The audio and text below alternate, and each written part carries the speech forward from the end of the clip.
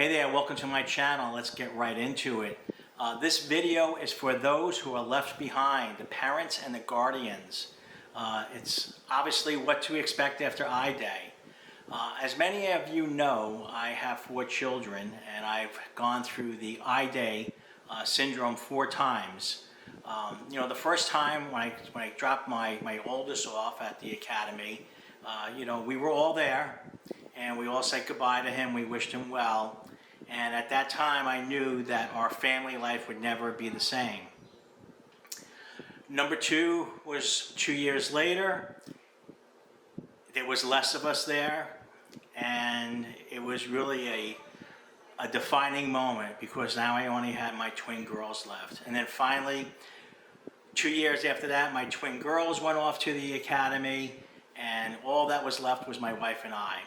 I've been through it, and I just wanted to share a few things that you can expect as a parent or a guardian after I-Day. Number 1, you will be more anxious and stressed out than they will be. Yes, of course, they will be under a lot of mental and physical stress. That's part of the program. That's what I-Day is, and that's what the indoctrination and training period is once I-Day happens. They will be under a lot of stress, both physical and mental. But your stress will be different. Your stress will be the fear of not knowing. You will not know what's going on a day-to-day basis. You will not be able to talk to them. It's basically just the fear of the unknown, and what you don't know and what you can't be communicated to you just works on your mind. And now that there's one less person there to worry about, your mind has more time to wander and more time to worry about them. Number 2, you will think about them constantly. Your thoughts will be focused on what they're doing. Are they safe? Are they eating well? Or are they being treated well? Or did they get hurt during training? Your thoughts will be 100% on them. And hopefully they will not even think of you at all. Their day will be all structured out, all regimented out, and they will be living the POD, the plan of the day. They will do this at this time, that at that time, and all through the day they will be all scheduled out and they will know what's going on. And all you have to do is just think about them and think about what they're doing. And once again, hopefully they do not think of you at all, and of course you will think of them constantly.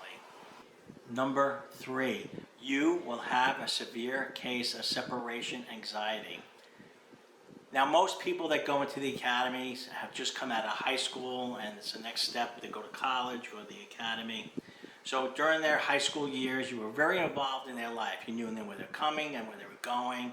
You were able to message them, send a text, or give them a call. You knew where they were 99, hopefully 99% of the time. And if you couldn't contact them, you knew that all was well, because obviously if your kid is going to academy, they're probably not a problem child. But your separation anxiety will be tenfold now, because you will not be able to reach out and say, Janie, Johnny, what's going on? How you doing? It's just not going to happen. And you will look at that phone, you will pick up the phone, you will look at your Apple Watch, and you say, oh, maybe I got a message. No, you're never going to get a message. But those things will go on, and you will feel phantom buzzes on your Apple Watch, thinking that it's them. And it's not, of course. Number 4, communications, comms. During the first few weeks, you will be lucky if you get a letter. There will be a point in time during their training period that the upperclassmen will sit them down and say, okay, you have a few minutes spare time, and of that few minutes of spare time, you have to write a letter home. And they will write a letter home. Now, don't be surprised if the letter home leaves you with more questions than answers, is short, brief, to the point. They will tell you that they miss you, that they love you and all that. At least I hope they will. But you will not get the detail that you want. And that's just the way that it is. Now, you will write 100 letters to them. You will have probably sent 1 or 2 prior to when they went into I-Day, hoping that they would get there right away. So the ratio of letters into the academy versus letter out of the academy, I would say it's easily 100 to 1. But of course, this period of time does not last forever, and comms will open up. They will get privileges. They will be able to message you on the computer, send emails, and obviously use the phone and call you. And that will open everything up. Number five. Actually, my mother had said this to me when I went to the academy way back when, and I did see it in my kids. Their world perception will change. Even during the first few months at the academy, their world perception will change. Not that their political views will change or they'll swing one way or the other. That's not what I'm saying. They will now look at the world much differently than you will look at the world if you're a civilian. They will look at conflict areas not as something that's over there, but it's now something that's over there that they might know people who are involved in it, who are going there, and they will start thinking about, well, I could go over there and I could do this, this, and this. So their view of the world will become a very strategic view, and they will put themselves in these scenarios on what can happen on a global events. So now that we see the action in Iran, we had the B-2 bombers go over there and drop a couple on Iran. I'm sure those folks at the Air Force Academy who have started out, they're probably saying, I could see myself being a B-2 pilot going over there and dropping a bunker buster. I could see myself doing that. Where a year ago they would go, oh wow, look at that, how did they do that? And now their perception will change. They will be exposed to things that they actually can do, and they will be exposed to it by people who have done it. So their world perception will change. I just wanted to share just a few of these thoughts that I had with you, with the parents. I know that a lot of you have followed my channel over the past year or two, and now you have sons and daughters who are off to the academy. So I just wanted to share my perspective and things that my wife and I have gone through, and just to let you know that you're not alone with these thoughts, these things that are going on, these feelings. My parents went through it. They never told me about it, obviously. But now that I have gone through it 4 times, I do understand it. I just want to share it with you. One outlet for this is the parents' organizations, where there might be moms and dads that you can talk to.